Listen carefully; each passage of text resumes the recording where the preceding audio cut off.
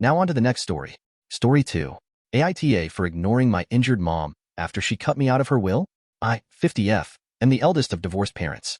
My father is happily remarried with more kids, but my mother stayed single and relies on me and my younger brother, 45, to come help her out in her retirement village regularly. It's a flight and a rental car to get to her, so it's kind of a pain. What makes it worse is that my younger brother, who is single with no kids, will never go down when she needs something, only when it aligns with his schedule. So he'll go down during his summer vacation and then help with things like moving furniture or taking her car in to be serviced. However, if it's an emergency of any kind, it's all on me. I'm married with kids in school and a decent career and a side gig, but all hell breaks loose if I don't go. Passive-aggressive texts, relatives pestering, etc. When I ask if anyone else could step in, the answer is always, but you're the one she wants. How big a deal can this be? This woman is the most accident and illness-prone human you'll meet. And it's all for real. In the last few years, it's been a head-on car collision, cancer twice, another car accident, T-boned, and pneumonia. She wasn't like this growing up, just since retiring. So even staying the least amount of days, to the point of having to go back once when the caregiver I found flaked.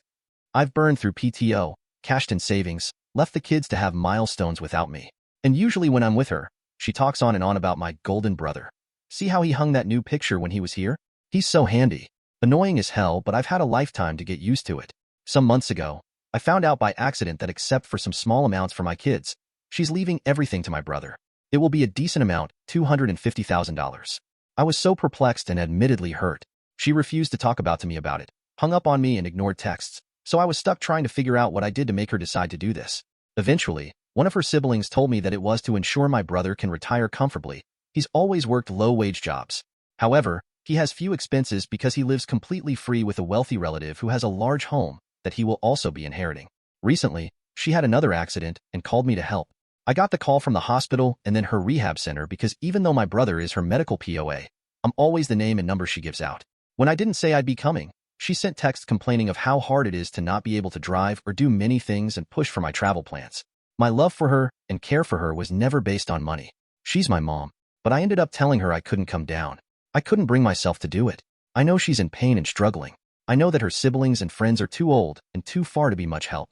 But in a moment of spite, I told her to get my brother to do it, and of course she defended him and added that he couldn't, as a guy, help with some things.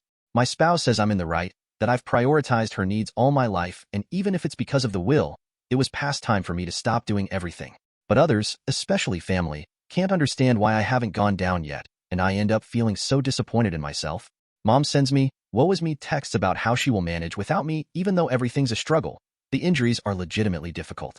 Now she's sending texts about how she understands I'm too busy, and she'll call the youngest of her siblings, 67F, if she has to. Now on to the next story. Story 3. AITA for slapping a woman that was protecting my baby. I, 31M, Tim, and my wife 29F, Ashley, welcome our healthy baby boy, Ned, into the world 6 months ago. Her brother, Mike, is a 24M with special needs. He has had many medical issues since birth and is different than most people. However, he is the kindest and most fun person to be around, especially when he is talking about sports. When Ned was born, Mike was very hesitant in holding him, but was very curious about him. This last month, Mike actually wanted to hold Ned. My wife and I were thrilled. We do have rules in place for him holding Ned, but Mike likes the rules. Mike needs to be sitting down and my wife, Mike's parents, or I need to be around. This is mainly in case Ned gets fussy, we can take him from Mike, so he doesn't get overwhelmed. A week ago, Ashley's cousin Don's daughter Lily graduated high school and was throwing a party with her best friend Anna. We know both of the girls and wanted to go celebrate with them. Mike wanted to come, but his parents didn't, which was totally fine, and we brought him. Ashley was on an outdoor patio couch talking with Don while I had Ned. I was talking to a coworker that happened to be a friend of Anna's family. Mike came up and asked to hold Ned, which we went over to Ashley and he sat down. I gave Ned to Mike and asked Ashley if she needed a water since I was going to grab a beer from our cooler. I went to get the drink and was talking with my coworker when a woman, Karen, started screeching saying, "He shouldn't be touching that baby." We live in a place heavily influenced by certain religions, and she was saying how someone like Mike shouldn't be holding babies. She was screaming that Mike would drop Ned and hurt him, and how is everyone just ignoring it? Ashley asked the woman to stop yelling and stood up standing in the view of the Karen for Mike. She was telling Mike he was fun, but the woman kept screaming that he was going to hurt Ned. This got Mike flustered, in turn made Ned start to cry. Ashley took Ned from Mike, who instantly was covering his ears. I started heading towards them when Ashley was asking the woman to stop and leave them alone. Karen responded with, "How could a mother let an abomination from God hold onto an innocent baby? He's going to hurt the baby now and in the future." As she is yelling, she was getting closer to my wife and pointing at Mike over and over. Before I reached her, my wife turned and slapped the woman across the face. Karen stopped yelling for a moment, and I came up and took Ned from Ashley. Some man came over and grabbed the Karen who was freaking out that Ashley had hit her. Ashley told Karen if she keeps yelling that she would give her a black eye to go with the handprint on her face. Dawn was able to help get the Karen away from us. Ashley had to lift Mike off of the couch and guide him to the car so we could leave. I grabbed Ned's stuff and went to the car where Mike was crying and apologizing for hurting Ned. Ashley was crying and telling him he did nothing wrong. I drove to my in-laws and told them everything. Mike was able to get into a therapist the next day and has been going every day. In the middle of the week, my wife went to talk with Lily, and Anna happened to be there as well. Ashley felt bad that their party got ruined, and Anna was apologizing that her aunt did that. Ashley had gotten the girls' massage certificates to apologize and help them celebrate going into college. Anna tried not to take it, but my wife insisted. It wasn't Anna's fault that the adult Karen acted the way she did. Currently, Mike is still going to therapy, but the therapist said an event like this can take some time. He will come around Ned and is happy to see him, but won't ask to hold him. If you ask Mike to hold Ned, he will quickly say no and leave the room.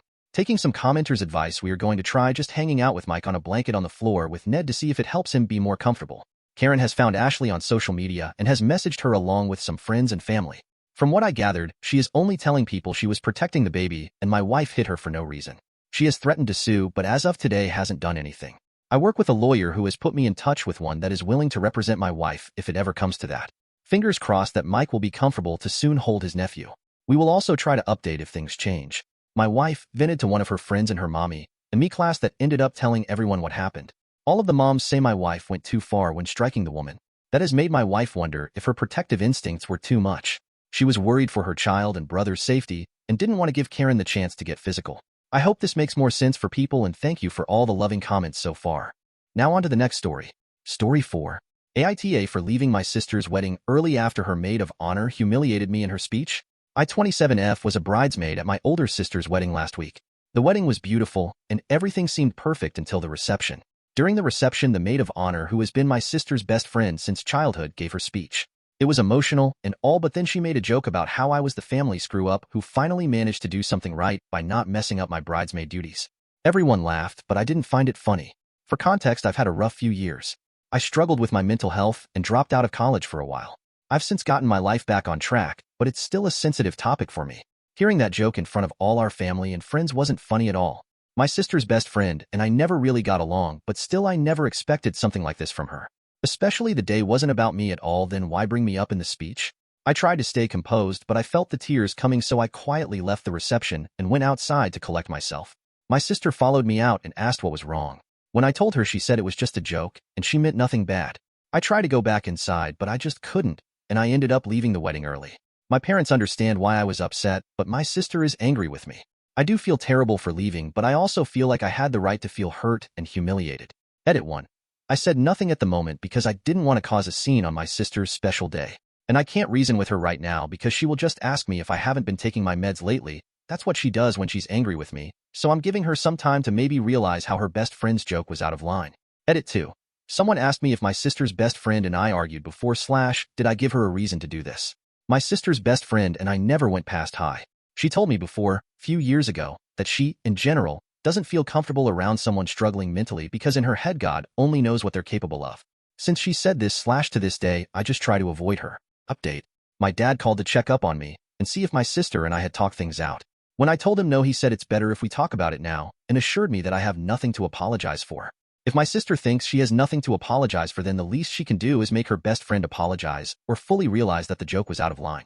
By the way, my brother and I met 4 days ago, and he told me that Bill, my sister's husband, didn't like the way the MOH called me a screw-up in front of everyone, and some of those who laughed voiced later that they did so out of nervousness. On Monday, my sister called me to talk. When I made it to her place, her best friend was on the phone and didn't put it down for a second. My sister started by saying that just a few years ago I would have laughed hard and not taken the joke as an insult. I told her maybe some laughed because they don't know the reason she called me a screw-up. For context, when I was 16 something happened, and that's why I struggled mentally really badly between 16 to 18.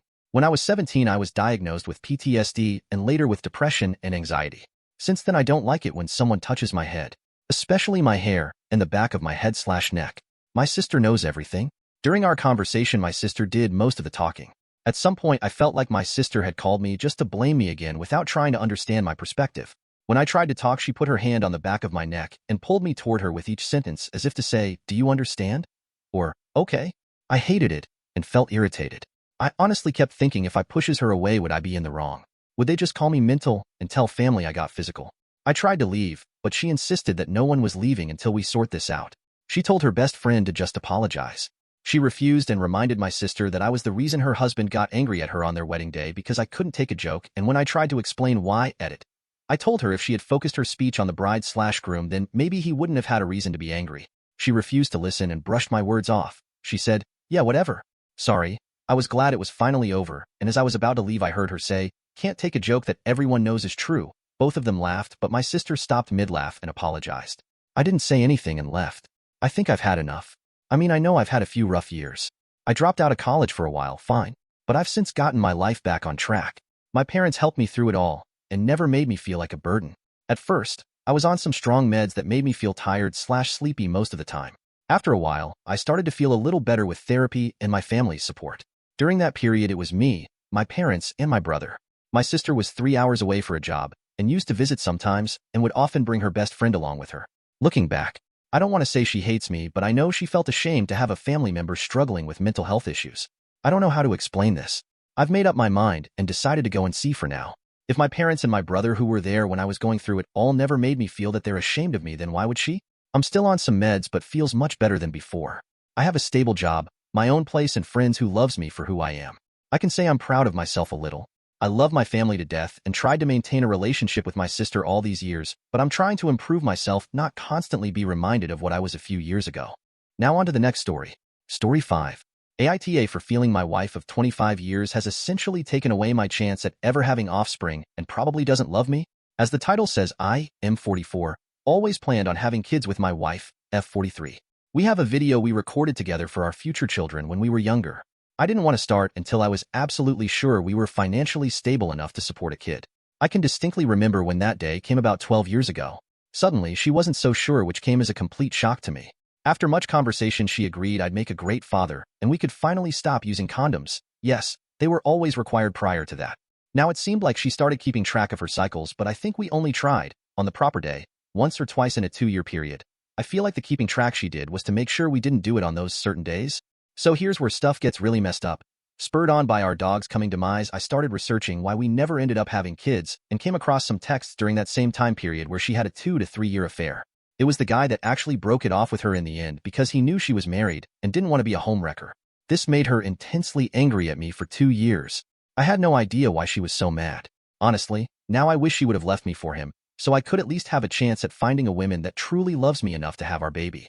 Did I mention that she cut me off of all sex since the affair, while still being intimate with him for over another 6 months? And it'll be 10 years this August since we made love. She claimed it was due to pain, but never went to doctors about it. Not even a handy on my birthday, no matter how many times I asked. Only recently after all this did we finally figure out what may be the worst part of this. She has bad CPTSD from childhood, which was erroneously attributed to agoraphobia and social anxiety for over a decade. So I have 2 choices. 1.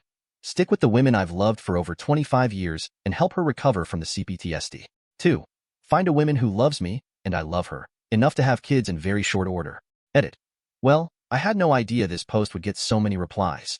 Thank you, kind Redditors, for reinforcing what I figured you'd all say. Sigh. I'll read all the messages and reply when I'm back home in a couple of hours. Edit 2. So I'm seeing lots of questions about why I didn't do more during the last 10 years. I've answered some of that in the comments, see below, but I think it's important I point out that I was trying to fill that hole in my heart for kids with pets. We lost our 12-year-old cat summer before last, and our 8-year-old shepherd needed surgery pregnant with our second baby. We live in a major city, and his mother lives in a suburb 45 minutes north of us. Her doctor works out of a hospital located downtown in our city, and my MIL will often stay over at our place after her appointments instead of driving back to her home, as her appointments usually end right around when rush hour begins. Yesterday was one of these days. She went to have some labs drawn at the hospital, and then came over to our home when I was just about done cooking dinner. My husband was at the gym. I had a long day yesterday. I felt absolutely exhausted from pregnancy and chasing my toddler around all day. We were running low on groceries with not a lot of dinner options, so I was planning to make a really easy dinner of spaghetti with frozen meatballs. But when I went in the kitchen to start cooking, I realized that we were actually out of the meatballs I thought we still had. It was too late to go to the store to get something else to make. My kid was already acting hungry, and I was starving and exhausted. So I just thought, well, I guess we don't need to have protein with every single meal and made the pasta without meatballs. When Maya Mael saw me putting my son in his seat and serving him his food, she said, "Just pasta?" And I said, "Oh yeah, I totally forgot I used up all our frozen meatballs until I was already cooking, so it's a meatless dinner night." And she said that she wished I would have texted her, and she would have grabbed me meatballs from the store on her way so that her grandson and her grandbaby-to-be could have a real dinner. This really irked me as his meal was a real dinner, and it's not like I don't serve him protein. He had protein with breakfast and lunch yesterday. I also don't like how she referred to her grandbaby to be getting a real meal as I'm pregnant, and so it's obviously me who has to eat in order to nourish the baby. It's me that's not getting a real meal, according to her logic. It made me feel like she sees me as some kind of vessel and really made me mad. I told her that maybe she's uneducated with how much protein humans actually need, and there's nothing wrong with our dinner.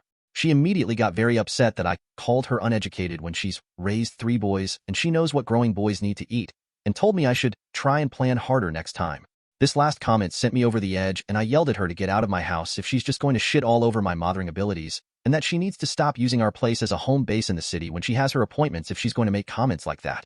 She left in a huff, screaming about how she couldn't believe I was kicking her out over some constructive criticism before she even got to spend time with her grandson. I told her I'm not looking for any type of criticism from her.